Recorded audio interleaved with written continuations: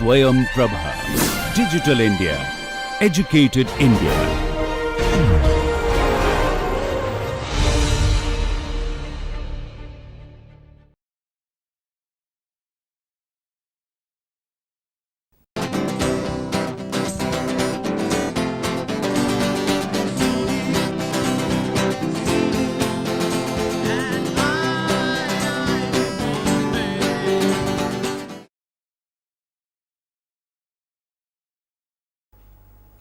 Hello and welcome to lecture 8 of this lecture series on Introduction to Aerospace Propulsion.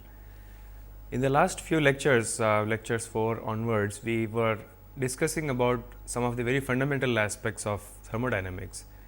We came across several terms that we are going to use very frequently in this course. So, I hope you have understood the significance of many of these terms, like what is a system and what is the boundary of a system, what are the different types of system like closed system, open system and so on, what is meant by internal energy, what is enthalpy and so on. So, these are some of the terms that we are going to use very oftenly during the rest of this course. So, it is very essential that you understand the significance and implications of each of these terms. So, in today's lecture, what we are going to discuss about is a very fundamental law of thermodynamics, and that is known as the first law of thermodynamics. We have already discussed about the zeroth law of thermodynamics. So, if you recall, during one of the earlier lectures, we had discussed about the zeroth law of thermodynamics. And what was zeroth law of thermodynamics? It was essentially stating that if two bodies are in thermal equilibrium with a third body, then all these three bodies are in thermal equilibrium with each other. And as we had discussed, zeroth law of thermodynamics forms a very basic law of thermodynamics, and because it was formulated only after the first and second laws of thermodynamics were formulated, it was termed as zeroth law of thermodynamics, because it is a much more fundamental law than the first and second laws of thermodynamics. So, after the zeroth law, as I had mentioned during the first lecture, we shall also be discussing about the first law of thermodynamics, the second law and the third law of thermodynamics. So, in today's lecture, what we are going to talk about is about the first law of thermodynamics applied to a closed system. If you recall, a closed system is one wherein you can only have energy transfer across the system boundaries and no mass transfer. So, we shall be discussing the application or the implication of first law of thermodynamics as applied to a closed system. So, let us look at what are the different topics that we are going to discuss in today's lecture. So, in today's lecture, we are going to discuss about these following topics. We shall primarily be discussing about the first law of thermodynamics applied to closed systems. We shall be discussing about energy balance, then we shall talk about energy change for a system, then what are the different energy transfer mechanisms that are involved, and then we shall formulate the first law of thermodynamics as applied for a cycle. And again, if you recall, a cycle is one wherein the initial and final states of the system are the same. Subsequently, we shall formulate the first law of thermodynamics for a system which is undergoing a change of state. And towards the end of the lecture, we shall also discuss some very interesting aspects known as perpetual motion machines of the first kind. These are basically devices which have been proposed, which apparently, which obviously violate the first law of thermodynamics, and therefore, these are devices which never worked. So, we shall discuss these interesting devices towards the end of the lecture. Now, we shall start our lecture with discussion on a very important experiment which was carried out more than 200, almost 250 years ago. In the 1800s, in mid 1800s, Joule carried out a series of experiments which laid the foundations for the first law of thermodynamics. And these experiments were very interesting in the sense that till the time Joule carried out the experiments, people considered heat to be a form of an invisible fluid, which they called as caloric. And caloric, as people believed in those days, was a fluid which is basically heat. And so, heat transfer takes place between a body which has a higher caloric to a body which has a lower caloric, and that was known as the caloric theory of heat. And so Joule was not very convinced with this statement of this concept of heat being a type of invisible fluid. So, he decided to carry out some experiments to find out whether heat is indeed a type of fluid. So, what he did was, in his experiments, which we shall discuss in detail, that in his experiments he basically transferred work across an adiabatic system, and then he observed that transfer of work across the adiabatic boundaries caused an increase in temperature of the system boundaries. And then after you remove the insulation, what happens is whatever temperature the system had acquired will be transferred back to the surroundings in the form of heat. And so, using this experiment, Joule was able to prove that essentially heat is not any fluid which flows from one body to another, but it is just a form of energy. And so, Joule's experiment forms the basis for, well, it laid the foundations for defining what is known as the first law of thermodynamics. So, if you will, if we look at what Joule did during 1840s to 1849, he decided to investigate the equivalence of heat and work. Well, during that time it was only considered that heat is a form of a fluid, well, not work. Well, Joule decided to carry out experiments which can prove that basically heat and work are just two different forms of energy transfer, and therefore, thermodynamically they are the same. And as I already mentioned, before Joule's experiment, heat was considered to be an invisible fluid, and it was known as caloric, and it flows from a body of higher caloric to one which has a lower caloric value. The same way as we discuss today, that heat is actually a form of energy transfer which takes place from a body which has a higher temperature to a body which has a lower temperature. So, heat is a mode of energy interaction between a system and its surroundings, or between two systems, simply by the virtue of temperature difference. And so, this concept of flowing of caloric from a higher body with higher caloric to one with lower caloric was known as the caloric theory of heat. So, in Joule's experiment, basically it was a kind of an experiment which proved that basically heat and work are identical, and they are just two different forms of energy. So, this is the basic experiment which Joule carried out, and it is a very simple experiment as it looks like, but the important thing to remember here is that it was this experiment which basically proved that heat is not basically it is essentially not a form of fluid which flows from one body to another, but it is a form of energy. So, let us look at what are the different constituents of this experiment. The experiment consists of an adiabatic vessel, as you can see here. This adiabatic vessel contains a fluid, it could be water or any other fluid, and there is a paddle wheel which is immersed in the fluid, and then this paddle wheel can be driven by a pulley on which a weight is suspended. So, as the weight is dropped, it causes rotation of the paddle wheel. So, across the system boundaries, you can see that there is a work transfer which is taking place. There is a work done on the system, and as a result of this, Joule observed that there is a change in the temperature of the system from what it was originally. Let us say the system temperature was initially T1, and as the weight is dropped, it causes the paddle wheel to rotate. And as the paddle wheel rotates, it is basically doing work on the system, and so therefore, that energy has to appear in some form or the other on the system itself. So, where does that energy appear? Well, that energy appears in the form of increase in temperature of the system.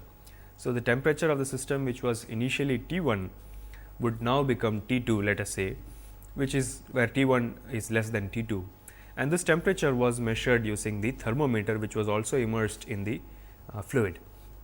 So, this is a very ingenious experiment which Joule devised to show that it is possible to convert work into heat, and therefore, heat and work thermodynamically are equivalent in the sense that both of them are just two different forms of energy transfers or energy interactions.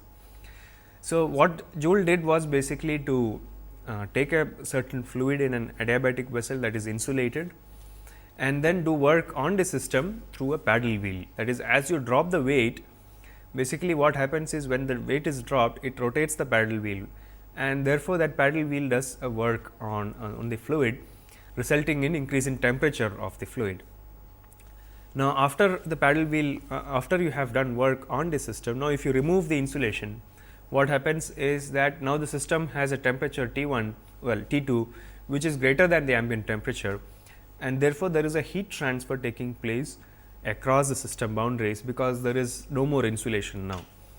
And so, eventually the system will come back to its position where it was before the experiment began. So, now you can see that what you have basically done is a process which is cyclic, in the sense that the system has returned to its initial state, and this was possible by two processes. One of the process is work transfer into the system or work done on the system, and the second process involves heat transfer from the system. And so, the net change in energy of, there is no change in internal energy of the system after the cycle is completed. We have already discussed this, that for a cyclic process, the change in property is cyclic integral of a property is 0, and since internal energy is a property of the system, cyclic integral of internal energy should be 0, and therefore, for this particular system at the end of the cycle, there is no change in internal energy of the system.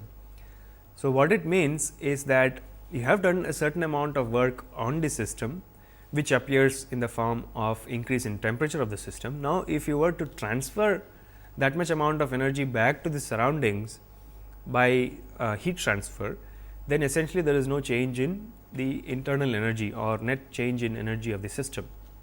So, therefore, this means that work done on the system is now equal to the heat transfer from the system. So, this is what Joule was trying to prove, and therefore, work done is basically not equal to, but it is proportional to the heat transfer from the system. And the constant of proportionality Joule was able to find out through a series of experiments on different fluids. So, instead of water, he then used some other fluid. In fact, he also did experiments on solids, that is he did work on the solid system containing a set of solid blocks, and that work was done by essentially that work done on the system essentially caused friction between the different solids inside the system, leading to an increase in temperature. But what he found was, at the end of all these different experiments, that the proportionality constant between work done on the system and heat transfer from the system is the same, irrespective of what material or what substance you use in the system. And that proportionality constant is known as the Joule's constant.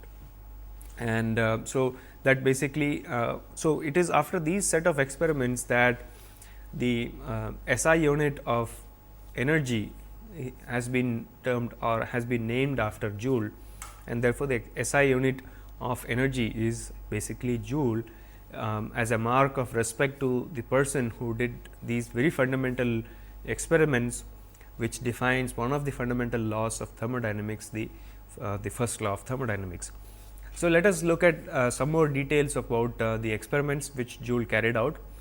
Well, in Joule's experiment, let us assume that we had work done between states 1 and 2, and therefore, the work done W subscript 1 2 is the work done on the system, and you can easily measure this work, because it is just a paddle wheel work which is implemented by a dropping of a weight or displacement of a weight. So, as you displace the weight, you know how much the distance the weight has moved, and therefore, you can determine the work done on the system. And so, this work done on the system manifests itself in the form of an increase in temperature from initial state T1 to state T2. So, the system temperature rises from state T1, temperature T1 to temperature T2 at the end of the work done process. Now, if you remove the insulation, what happens is basically that the system comes back to its initial state by heat transfer across the system boundaries, and therefore, the work done is basically proportional to this heat transfer. And as we have already discussed, this constant of proportionality is known as the Joule's equivalent. So, Joule's equivalent is a constant of proportionality which relates the work done on the system to the heat transfer from the system. So, Joule found that if you were to carry out an experiment of this fashion, it does not really matter what is the fluid which is held inside the system boundaries. The equivalence of work done and the heat transfer from the system is basically the Joule's constant of proportionality. And so, if you were to look at this system, particular system which we are discussing, we have work done between states 1 and 2. Let us say the process path is shown by this particular process as shown here between states 1 to 2, and so the work done on the system is W subscript 1 2. So, Joule showed that the work done on the system can, let us say, be plotted in terms of some properties x and y. And at the end of this process, as we discussed, if you remove the insulation of the system, then that causes heat transfer. Well, it results in heat transfer from the system to the surroundings, and therefore, that heat transfer process is shown by this second process as shown in this process diagram from state 2 to state 1. So, basically this represents a cycle wherein the system initially was at state 1. The first process was work done on the system by means of the paddle wheel work, which resulted in change of state from state 1 to state 2, and from state 2 by heat transfer the system comes back to its initial state. So, the first process of energy interaction is a work transfer process or work done process, and second is a heat transfer process. So, what it means is that for a cyclic process, the net work done, the sum total of all work done on the system is equal to some constant J times the sum total of all heat transfer that has taken place during this cycle. And this constant of proportionality is what we had discussed as the Joule's constant of Joule's equivalent essentially, or we can also express the summation in the form of a cyclic integral, which is cyclic integral of W is equal to J times cyclic integral of Q. That is, for a cyclic process, it is possible to equate the work done and the heat transfer through the proportionality constant, which is the Joule's equivalent ratio. So, as I mentioned, this Joule's experiment forms the basis for the first law of thermodynamics. So, first law of thermodynamics is essentially the conservation of energy, as you have perhaps aware that there is something known as a conservation of energy principle, and that is essentially the first law of thermodynamics, that energy can neither be created nor be destroyed, it can only be converted from one form to another. So, this is the essence of the first law of thermodynamics, that you can neither create energy nor destroy it, but you can transfer it or convert it from one form to another. And for all adiabatic, so as a result of this first law of thermodynamics, for all adiabatic processes between two specified states of a closed system, the net work done will be the same, and it is regardless of the nature of the closed system or the details of the process, because it is essentially an adiabatic process and the process is between two specified states of a closed system. And since we are discussing first law for a closed system today, we will only talk about closed systems. In the next lecture, we will be talking about first law for an open system or flow processes. Now, so the first law of thermodynamics is essentially stating that energy is something which you cannot create, and there is a net energy of the universe which does not change, and so there can only be energy transfer between two systems or between a system and its surroundings, and it is not possible either to create energy or destroy energy. And we shall see towards the end of the lecture that there are some devices which people have proposed which essentially violate the first law of thermodynamics, because they either create energy in some form or destroy energy in some form, and therefore, these devices violate a fundamental law of nature, and therefore, these devices are infeasible. And it is for this reason that such devices have never been demonstrated, though there are numerous examples of devices which have been proposed, they have never been demonstrated, because they violate a very fundamental law of nature. Now, let us look at how we can understand the first law of thermodynamics in a little more detail. So, there is a simple example given here. So, this example is about change of energy from one form to another. So, here what you see is a cliff at the end of which we place a rock which has a certain mass m, and by virtue of the height of this rock above the baseline of the datum, it has a certain potential energy. Let us say it is 12 kilojoules, and because the rock is at rest, its kinetic energy is 0. So, remember we are looking at the macroscopic forms of energy. So, the potential energy of this particular mass is, let us say, 12 kilojoules. Kinetic energy is 0 because it is at rest. Now, if you drop this rock from the top of from the edge of this cliff, as the rock falls down, there is a change in its energy. So, you know that potential energy is a function of the height of the particular system from the datum. So, as the rock falls down, potential energy decreases because the height of the rock with reference to the datum is reducing. So, its potential energy reduces and it becomes, let us say, 8 kilojoules at this instant. And now, because the rock has a certain velocity, it also has a certain kinetic energy, but the sum total of potential energy plus the kinetic energy will still be equal to what it was originally, that was 12 kilojoules. And therefore, even as it is falling, the net change or net energy of the system will still be the same as it was earlier, that is 12 kilojoules. Now, you may wonder what happens after the rock has reached the datum. After the rock reaches its bottom, then potential energy should become 0, kinetic energy also becomes 0. So, you may wonder that you have actually destroyed energy, where has that energy gone? Well, there is no destruction of energy here. What happens is, after the rock falls on the ground, whatever energy was contained with the rock at the initial state, that was 12 kilojoules, gets converted to heat and work. That is, that much energy gets dissipated in the form of heat and sound. So, you know that as the rock falls down, you would hear a sound. So, that where does that sound energy come from? Sound is also a form of energy, and that is basically the energy which the system had initially, that was, let us say, 12 kilojoules in this case, gets converted to sound, and there is also some amount of heat which is generated as the rock falls on the ground. So, this is just a very simple example of how you can use first law of thermodynamics for any system. So, as you can see in this case, that you are not either creating energy nor is energy destroyed, it is only converted from one form to another, and in this case it was converted from potential energy to kinetic energy, and finally, it got dissipated in the form of heat and sound. So, there is only conversion of energy taking place between different forms. There is neither creation nor destruction of energy. So, the first law of thermodynamics is what explains this kind of energy interaction between a system and the surroundings. Let us look at some more examples, and so we have some examples here which describe application of first law to different types of systems.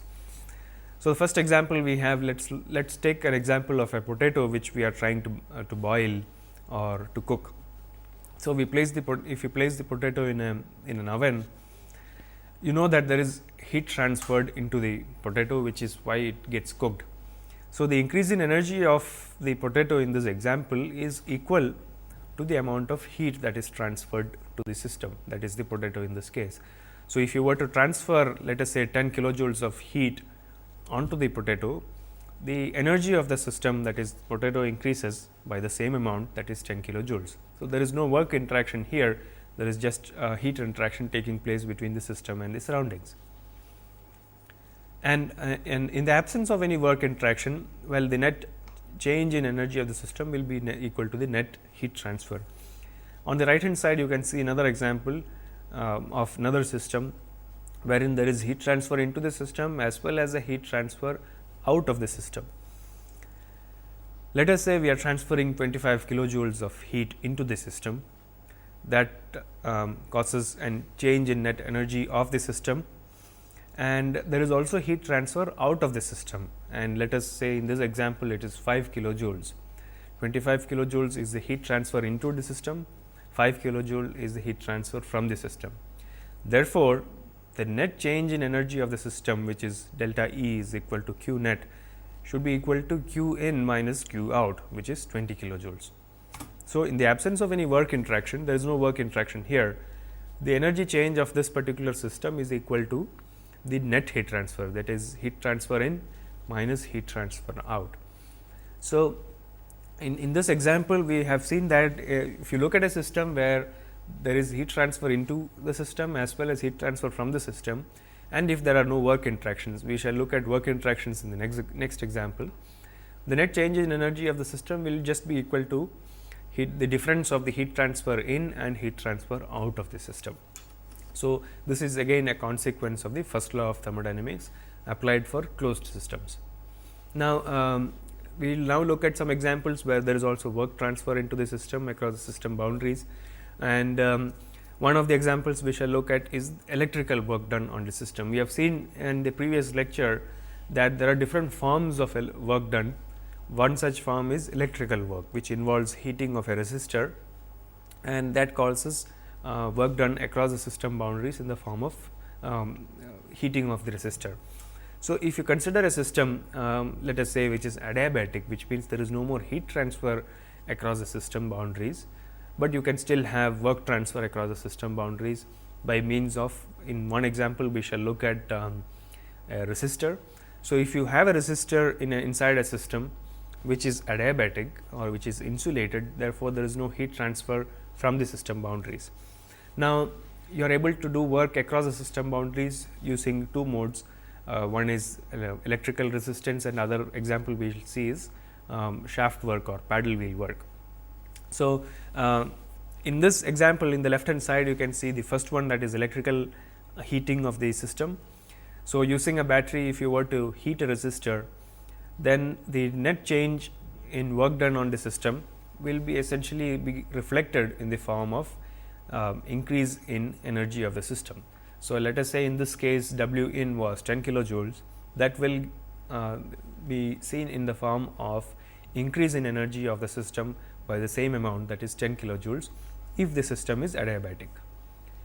On the right hand side, we have a similar example, but instead of electrical work, we have paddle wheel work, wherein you rotate a paddle wheel using some work. And so, in this case again, if the work input was 10 kilojoules, that will result in an increase in energy of the system by the same amount of 10 kilojoules, and this is again applicable as long as the system is adiabatic. So, if it is not adiabatic, one also needs to consider the heat transfer from the system boundaries. So, there is heat the example we shall see in the next few slides will be systems which have both heat and work interactions, and then we will see what is the net change in energy of the system. And so, we shall apply first law of thermodynamics to two different types of systems. One is if it is a cyclic process, which we have already seen some hint through the Joule's experiment, wherein he proved that the net work done on a system is equal to is proportional to the net heat transfer for cyclic processes. Well, that is essentially first law for a cycle. We will see that in little more detail little later. We will apply again first law of thermodynamics for system which is undergoing only a change of state, but not a cyclic process. Then also the first law of thermodynamics for isolated system. So, we will see that as we progress in this lecture. Now, let us look at how you can carry out an energy balance for any particular system which is undergoing some energy interaction with its surroundings. So, the net change, which could be either increase or decrease in total energy of a system during a process, is equal to the difference between the total energy entering the system and total energy leaving the system. In other words, total energy entering the system minus total energy leaving the system is equal to change in total energy of the system. This again is obviously a consequence of the first law of thermodynamics, that is E in minus E out is equal to delta E system. That is, E in refers to the total energy entering the system, E out is the total energy leaving the system, and delta E is the net change in energy. So, if you were to consider energy per unit mass, this would be total energy by mass for each of them, that would be small E in minus small e out is equal to delta small e system. Now, so energy change is basically energy at the final state minus energy at the initial state. Now, we have already seen this that in the absence of any electrical, magnetic or surface tension effects, the net change in energy delta E is actually equal to delta U plus delta K E plus delta P E, where delta K E is kinetic energy change, delta P E is the potential energy change, delta U is the internal energy change. And therefore, for stationary systems, the net change in energy of a system will be equal to the net change in internal energy of the system. Now, to explain this further, if we look at a system which has both heat interaction as well as work interaction across the system boundaries. So, we have an example here of a system which is no longer adiabatic, and also there is work done across the system boundaries. So, let us see what is the net change in this energy of this particular system. So, here there is a system where there is some heat transfer into the system, there is some heat transfer out of the system, and there is a work done on the system. So, how do you calculate the net change in energy of a system? So, you know that if there were no work done on the system, then delta E would have simply been equal to Q in minus Q out. So, that is 25 minus 5, 20 kilojoules. But in addition to this, you also have a work done on the system, which is 8 kilojoules here. Therefore, the net change in energy of this particular system is equal to Q in minus Q out plus W in, which is 25 minus 5, which is corresponding to net heat transfer, plus 8, which is work done. Therefore, the net change in energy of this particular system is 28 kilojoules. Therefore, this is an example which shows that you can calculate the net change in energy of a particular system which has both heat interaction as well as work interaction across the system boundaries by looking at what is the net work done on the system and what is the net heat transfer across the system boundaries. So, that will determine what is the net change in energy of this particular system. And so, what we shall see next is that what are the different modes of energy transfer.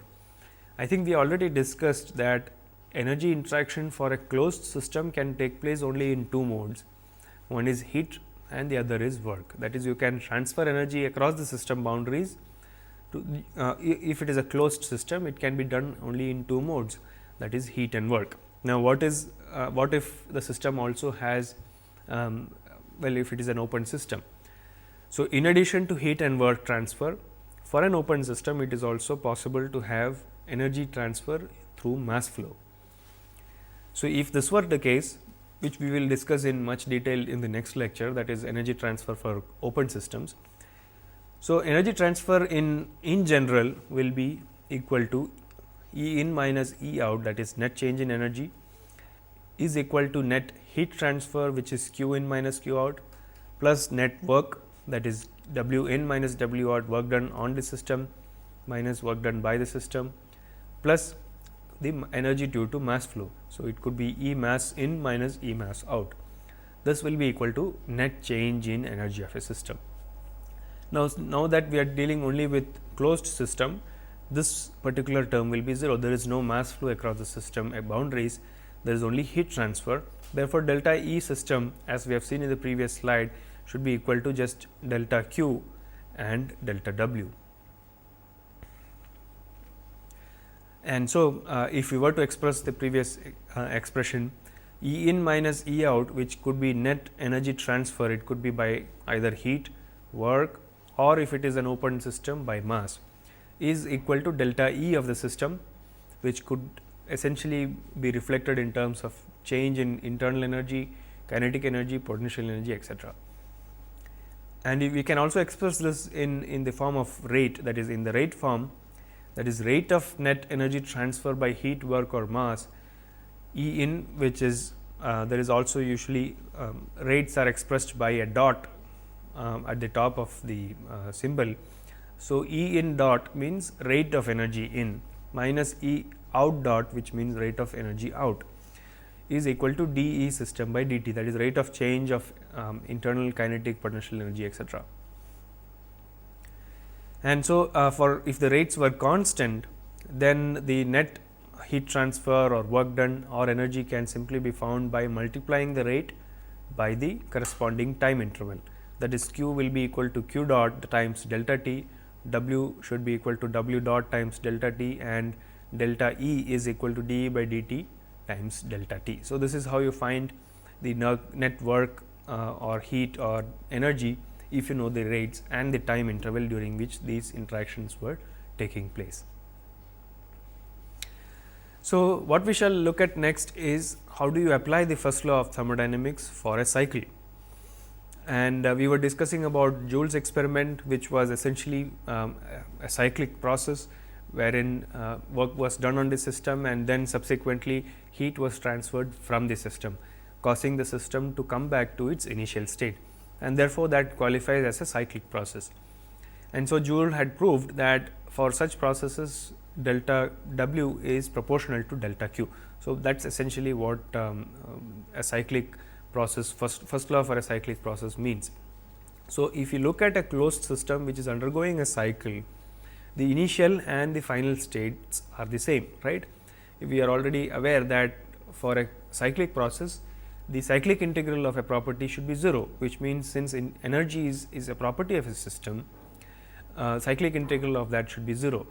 So, E in well E1 and E2, if we were to consider that as the initial and final states, they should be same. Therefore, delta E of a system will be equal to E2 minus E1, which is essentially 0, because E2 and E1 are same, as the system has come back to its initial state after the process. So, delta E of a cyclic process will be equal to 0. So, if delta E were 0, for a closed system, if you apply the first law of thermodynamics, what we shall see is delta W and delta Q will be the same, because delta E is equal to 0. So, that is what is explained in this slide here. Now, closed system which is undergoing a cycle, we know that initial and final states are identical. Therefore, delta E of the system is equal to E2 minus E1, which is 0. So, for energy balance, it simplifies that E in minus E out is 0, or it means that E in is equal to E out. So, energy in and energy out are the same. So, if we extend the first law of thermodynamics, then if it is a closed system which does not obviously involve any mass flow across the system boundaries, the energy balance for this cyclic process can simply be expressed in terms of heat and work interactions. That is, W net out is equal to Q net in, or in the form of rate, W net out dot is equal to Q net in dot. That is, rate of work output should be equal to rate of heat transfer input. And this is basically the first law of thermodynamics as applied to a cycle. Well, this is just explained in terms of an illustration here. We have here a cyclic process, which means that the system let us say was initially at a state here. At the end of the process, it comes back to its initial state. So, as per the first law, delta since delta E is equal to 0 for a cyclic process, the net heat transfer during this cyclic process should be equal to the net work done during the cyclic process. So, this is the first law as applied to a cycle, that W net is equal to Q net. We shall now look at how you can calculate or determine or apply the first law of thermodynamics for a system which is undergoing a change of state, which means that it is not undergoing a cyclic process, but it is just undergoing a process wherein there is a change of state. Therefore, the initial and final states will be different. So, in this process, obviously, delta E will not be 0, because there is a change of state of the system. And so, we shall see what or how we can apply the first law for a system which is undergoing a change of state. So, in processes which involve a change of state, you could have a scenario where the heat and work interactions are unknown, that you do not know whether heat is transferred to the system or from the system, or work is done by the system or to the system. So, normally what we do is to assume the direction of heat and work interactions.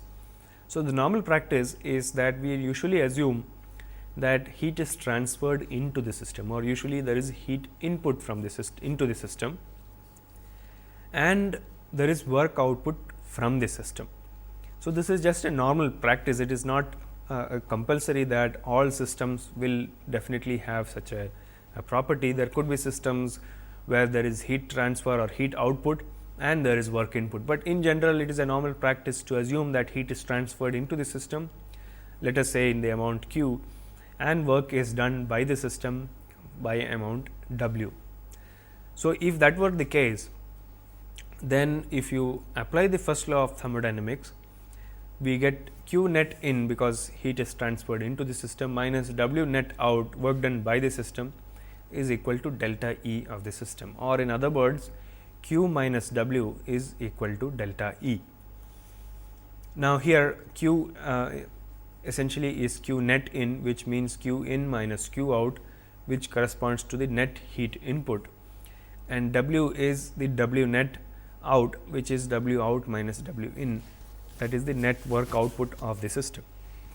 Now, if in a particular example or in some problem which you are trying to solve, if you apply this particular sign convention and end up getting negative quantity of Q or W, it just means that the assumed direction for that quantity was not correct and it has to be reversed. Magnitudes would not change, just that you may get a negative sign when you try to solve a problem, but that only means that the assumption was initially incorrect and it should be just reversed.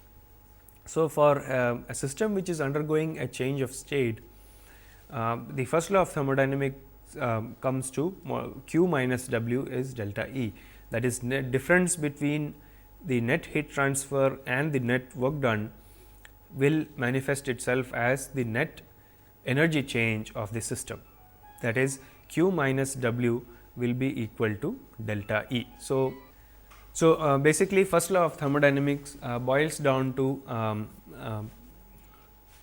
Q minus W is equal to delta E, which means that the net heat transfer and the difference between the net heat transfer and the net work output will be equal to or will be showing up as the net energy of the system. So, that is basically what Q minus W is equal to delta E means. And so, that is the first law of thermodynamics as applied to a system which is undergoing a change of state.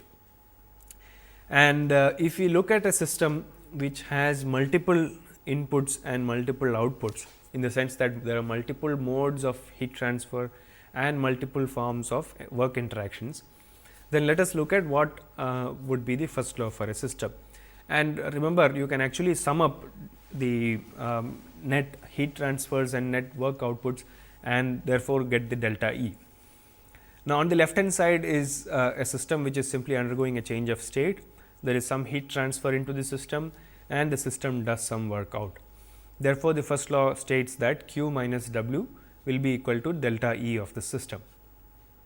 Now, what if you had multiple number of Q and multiple number of W, that is there are multiple modes of heat transfers either to the system or from the system, and if there are multiple modes of either work done on the system or by the system, then it is basically adding up all these quantities.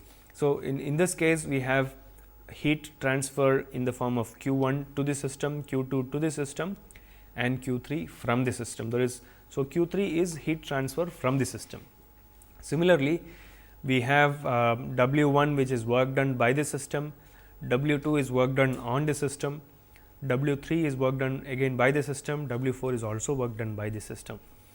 So, if you were to apply the sign conventions which we had discussed in the last lecture, then heat transfer to the system is usually taken as positive and heat transfer from the system is negative. Similarly, work done by the system is positive, work done on the system is negative. So, if you apply that particular sign convention, you get Q1 plus Q2 because both of these are heat transferred to the system, minus Q3 because Q3 is heat transfer from the system, minus W1 which is work done by the system and therefore positive, minus W2 which is work done on the system and hence negative, W3 and W4 are positive because they are work done by the system. So, this net effect is equal to delta E. So, here we have net heat transfer and net work done is equal to net change in energy of the system. So, this is how you would apply first law for a system which has multiple energy interactions. So, let us summarize first law for different first law expressed in different forms or different ways for closed systems. So, we have seen that in general you can express Q minus W as delta E for a stationary system, because delta kinetic energy, delta potential energy is 0, Q minus W is delta U. Per unit mass it becomes Q minus W small letters is equal to delta E small, and in differential form delta Q minus delta W is equal to d E. So, this is how you would express a first law in general for closed systems, and if it is a cyclic process, the right hand side naturally becomes 0 because there is no net change in energy of the system, and therefore, that right hand side becomes 0, and therefore, Q will become equal to W for cyclic processes for closed systems. And what if the system is isolated? So, for an isolated system, because there is no interaction between the system and its surroundings, there is absolutely no energy interaction between the system and the surroundings. Delta Q is 0 because there is it is adiabatic. Delta W is also equal to 0 because it is isolated, and therefore, first law gives d E should be equal to 0 or E should be equal to constant. That means, the energy of an isolated system is always constant. So, if a system is isolated, that means that it has no energy interaction between the system and the surroundings. The net energy of the system is the same, or the energy of the system does not change, because there is no way in which the system can interact with the surroundings, and since it cannot interact with the surroundings, it cannot interact, or there cannot be any energy interaction, and therefore, as per the first law, energy should of that particular system will be a constant. Therefore, energy of an isolated system is always a constant. Now, there are some interesting observations based on the first law. Now, first law is something which you cannot mathematically prove, but just that there are no processes in nature which have known to have violated the first law. Therefore, we consider that that is a sufficient proof in itself that first law cannot be violated, because there have not been any proof of violations of the first law of thermodynamics, and so therefore, it is not necessary to prove first law mathematically, because the fact that there are no processes which can actually violate first law itself is a proof in it that first law does exist and it is a fundamental law. And first law of thermodynamics is a very fundamental law, physical law in itself, and first law, the fact that first law is something which you cannot mathematically prove, or that it cannot be derived from any other law, qualifies first law to be what is known as a fundamental law of nature, like Newton's law of nature. You cannot really prove Newton's law from some other law. Therefore, that is why Newton's laws are fundamental laws of nature. Similarly, first law of thermodynamics is also a fundamental law of nature. Now, as per first law of thermodynamics, we have seen that as per first law, heat and work interactions are identical. First law does not distinguish between heat and work. It only considers heat and work as two different forms of energy interaction. But what we shall see later on in few lectures from now is that as per second law, there is definitely a great difference between heat and work, and that will become clear as we understand the second law of thermodynamics. But as per first law, there is absolutely no difference between heat and work. They are simply two different forms of energy interactions. And what we shall see now are some interesting aspect of thermodynamics, first law of thermodynamics, that as we have seen, it is a fundamental law and you cannot really violate the first law of thermodynamics. But over the years, there have been several such concepts or proposals by different so called inventors who have come up with devices which basically violate the first law of thermodynamics, and therefore, no such device has actually been proved to be working, and because if they are actually working, they would be violating the first law of thermodynamics. And but there are so many such devices which have been proposed over the years, and so many inventors have kind of filed patents for their so called inventions, which basically violate a fundamental law of nature. And so, those devices which violate the first law of thermodynamics are known as perpetual motion machines of the first kind. So, any device which will violate the first law of thermodynamics is known as are known as perpetual motion machines of the first kind, and such a device obviously will create energy, and therefore, such devices cannot exist. And therefore, these devices were never actually demonstrated. These were just concepts which were proposed, but they were never demonstrated. Let us look at one interesting example here. Now, here we have an example where the inventor, so called inventor, proposes that we have here a power generating unit, where instead of a boiler, in a conventional boiler where you add fuel and generate energy, here the inventor claims that you can use a resistance heater by using part of the power which is generated by the generator to generate to heat up water to generate steam, which can be expanded in a turbine, and this turbine drives both the pump as well as the generator. And the exhaust from the turbine goes through a condenser which condenses water and then is pumped into the boiler back. So, there is, you can see from the condenser there is heat transfer out of the system, and this is the system boundary, and obviously the generator generates electrical work output. So, though this device, so the inventor claimed that once you start this device, that it can run forever without having to use any fuel. So, it looks like a very interesting innovative concept which will solve the energy crisis forever, because you do not need any fuel to run such a system. But if you look at it from the fundamental thermodynamics point of view, it violates the first law of thermodynamics. And why does it violate?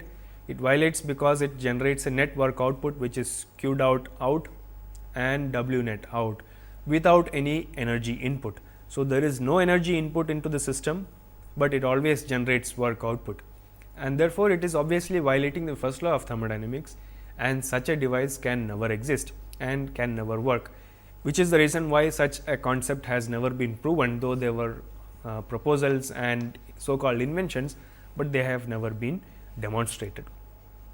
So, such devices are known as perpetual motion machines of the first kind, or PMM1. There are also devices which are converse of PMM1, that is, those devices which will consume work output without any heat transfer from the system. So, such devices are known as converse of PMM1, but essentially they are also perpetual motion machines of the first kind. So, let me quickly recap what we had looked at in this lecture. We had discussed the first law of thermodynamics for closed systems. We discussed about energy balance and energy change of a system, and also the energy transfer mechanisms for a system in general.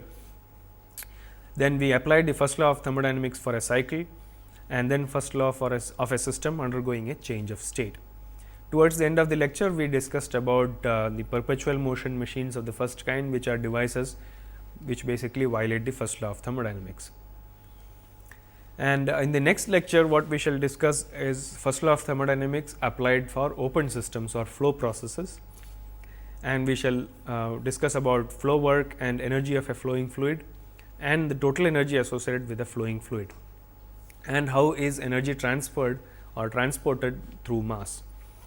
We shall then carry out energy analysis for steady flow systems or steady flow processes, or it is also known as steady flow energy equation, and then we shall apply the steady flow energy equation for certain engineering devices which involve steady flow processes. So, that brings us to the end of this lecture, and in the next lecture we shall take up first law for open systems.